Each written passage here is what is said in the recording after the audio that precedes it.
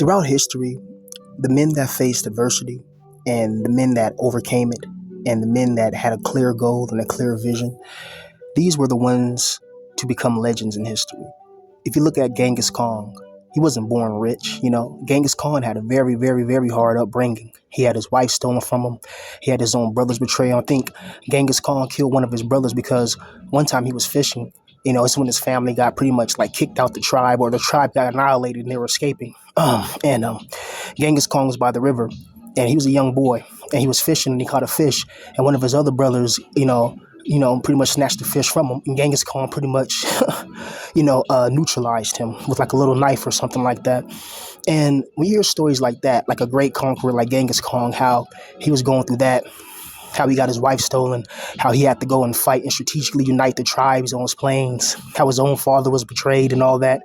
He became one of the most powerful men in history and totally eviscerated that part of the world and created the most largest empires in history. The Mongol Empire that lasted generations.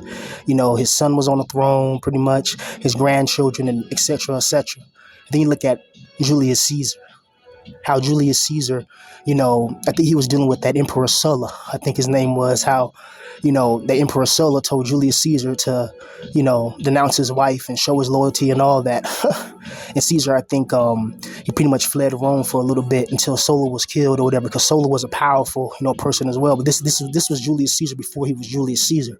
He was just a regular, person from a high-ranking family that kind of lost a little favor when Sulla came into power. So basically what I'm getting at is that you see all of these men, even though they were defeated in the beginning, they kept creating through the pain, they kept creating through the rain, they kept creating through the hell. And that's what I want to encourage you guys is, no matter what you're going through in life right now, always create, because our soul's natural inclination is to create. All of us have a natural propensity to create, whether it's, you want to do art, whether you want to have your own little business, doing whatever, your soul wants, whether it's music, whether it's writing, whatever it is that's creative, always create through the pain. I've written some of my greatest verses through going through things in life. And you always do that. You always stay strong mentally, physically, and one thing I do suggest is reading. I think the human mind's cognitive ability to just take new information, download it, and then integrate it into your life is very, very underestimated, because I like reading a lot of older books, like esoteric books, and things of that nature from like great philosophers, from Plato, things about Hypatia and the Library of Alexander, things of those nature that encourage your soul and encourage your spirit, And I get emails from people even to this day, like, that's crazy. It's like, even though I don't have my channel no more, people still want to talk to me and engage with me. It's like, wow, people emailing me saying, hey man, your channel pretty much saved my life. When I listen to you, I could relate. The way you talk, the way you speak, how raw and unfiltered you are, it's very unique, because a lot of people, they like to have a little covering. I tell it's a double-edged sword. Me being so raw, real, and transparent led to me being doxxed, kicked out, and,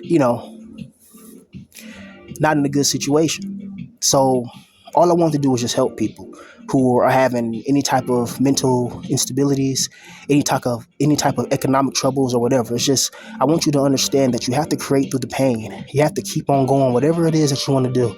If you're in school right now, you're trying to get a degree or a career or something like that, keep on going. But you have maybe you have a toxic environment that you come from, and maybe you go to work and there's like your boss is on your ass and your coworkers, don't really like you, whatever it is. Still, when you come home and you're tired, still create. I don't care if it's like, if you're a writer, a songwriter, if you're a producer, you make one beat or one melody, just still do it anyway. Because when you create through the pain, you're creating that persistence, you're creating that resistance, you're damaging the restrictions and the invisible shadow chains that are placed on you. You see, I feel like a lot of people that are creative and innovative, deep down inside, all a lot of us want is to be free from economic instability, free from emotional destabilizations and degradations, free from all type of hostile situations and things that we're placing and things that we're facing. A lot of us just want to be happy. A lot of us just want peace. I know I do. This is why I still create. I get emails saying, hey, BPV, how the hell are you still creating? You got docs, you got kicked out, and you're still making melodies, beats, and we've seen some of your writing that's actually pretty good. It's like, damn, we didn't know how versatile you are. You can make music, you can rap, you can make books. It's like, damn, we didn't understand, because any other B pillar, they don't really have, talent like that. And it was saying that you're highly underrated. There's big BP channels now that don't speak as articulate or fluent as me, yet they get 10 times the subscribers and views. And I was like, how YouTube is, and also I guarantee skin color configuration plays a part in that. People pick who they want to follow. um so that's that. But make sure you always create through the pain, because when you create through the pain, man, it actually makes you sharper and better. Especially when you're going through real things in life. So I want to encourage you guys to do that. And think about all the great men in history.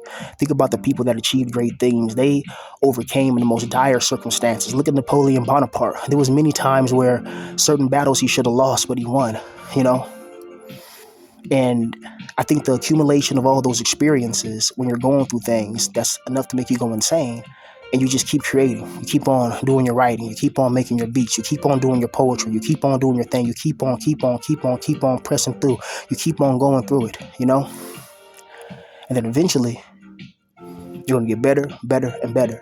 And ultimately, the ultimate goal is for us to be able to make a living, you know, just a basic standard of living through our passions, our talents, and things that bring us confidence, and things that bring us happiness, and things that bring us true emotional independence, economic stabilization and acceleration, and different types of things of that nature. Because once you get into, like, let's say, one of your creative endeavors take off, you make a lot of money or whatever, you have to learn about investing in the right type of things. You can't just take all that money and buy a new Mercedes Benz or buy a $3 million mansion. That's not the wisest choice of economic fluidity. The wisest choice is, like, especially if you come from nothing and you don't own anything. And when you come from nothing and you're pretty much like don't really have a lot of money in life, when you finally get some money, you want to invest it. You want to invest it in certain properties. You want to invest it in certain stocks. You want to invest it in certain things that can increase in value over the years. You want things that appreciate in value over the time instead of things that depreciate in value. The minute you buy that brand new Mercedes Benz, you take it off the lot, it already depreciates in value. And you'll learn this as you get older in life, is that ownership is everything. So start a LLC, a limited liability corporation. You don't have to be a millionaire to start a business. You don't have to be a millionaire to start an LLC. Just get just get money that you saved up. It shouldn't cost more than maybe a couple of grand, something like that. You can Google and research, but I remember KBZ said this a while back. He was like, when you make beats or make art or anything like that, you want to have it under an LLC, a limited liability corporation. And then you got to learn how to pay taxes on your business and things of that nature. But that comes when you actually get bigger and bigger and create and understanding the business.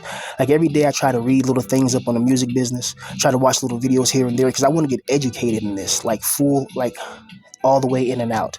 I want to learn how you can really take your creative endeavors and take it to the next level. And I suggest you guys do the same, because when you're actually doing things that you love in life and things that encourage, mental fortitude, things that encourage spiritual growth and development, things that enhance your natural acclamations and natural intrinsic values, things of that nature are very, very important, because this world is designed to break down your confidence, lower your accomplishments if you have any, and it's designed to make you feel like you're nothing. It's designed to make you feel like you're small, and you have to overcome that and surpass that and be strong, even when everybody around you, everybody in the real world, everybody in online, everybody turns their back against you and they hate you. They want to see you fail. You stay focused on your mission, you stay focused on your vision, and you stay focused on the things that can potentially enhance your life for the better. So this is why every single day I write, every single day I make my little beats, whatever, every single fucking day. I make sure, I'm watching the right type of things, I'm reading the right type of things, like every single day. Even though I'm in the midst of chaos, I still have to create. I still have to have enough strength to keep focus on my talents, because you never know. Maybe one day you run into the right person, kick a rap off, listen to a certain beat, and they want to work with you. And next thing you know, your whole life changed. You go from being zero to a hero. You go from being with no dinero to having a lot of dinero. I mean, I seen it happen to so many motherfucking people, and it did take a lot of luck. And remember, it's not what you know, it's who you know. So I don't care what you're going through right now. Fight through the pain. Fight through it all. You know. And recently, despite all the chaos, that I've been through and going through, my mind has actually been a lot more healthier. My mind has actually been a lot more positive in more ways than one. I think it's because I do a lot of writing and reading. And what kind of things you read? Well, I read things that actually enhance your mind and your way of viewing the world. You can look at Plato's writing. You can look at Marcus Aurelius' writings. I like shit like that. You can look at Napoleon Bonaparte's memoirs. That's stuff that I read. Napoleon Bonaparte's memoirs. I read Stalin's memoirs. Yes, Stalin was a killer and all that, but also Stalin was a prolific reader. That's something people don't really know. Yeah, Stalin in the Soviet Union killed millions and millions of people, but also he was a very prolific reader. He would read almost every single day, before he signs his executions and sent people to the gulag, Another person, Adolf Hitler, that's another person that read a lot and stuff like that, So some of these people in history that were evil, were actually pretty much intelligent and articulate. This is why people followed them. People didn't just follow Adolf Hitler because, he was just saying nonsense and shit. He got a whole nation to believe what he was saying. That shows you the power of your voice. The power of my voice was so powerful. I got random people who I never met in real life to stalk me, to vehemently want to watch me. They watch everything I post, but they supposedly hate me. These guys are secretly fans. They're obsessed with somebody they never met. They probably never seen a black male who can articulate as well as I do when it comes to the BP. And that was something that was a huge shock to them. They think every ninja is just some ignorant fool that can't read, but they don't understand. The reason why I'm in my position is because I truly believed that my art would work by myself. I didn't try to network or anything like that. I thought I had what it took to actually really make it. But when you deal with a lot of mental problems and you got a lot of economic destabilization, it's hard to really make it. To make it in the music game, bro, you need a team. You got to do it. You need a team. You need your engineer. You need your person doing some the video editing and shooting videos and shit. Like, you need a team, or you can try to do it all yourself, and it's going to be very difficult if you don't have nobody to actually give you a helping hand. So yeah, man, I hope this encourages you guys, man. Stay strong. Peace.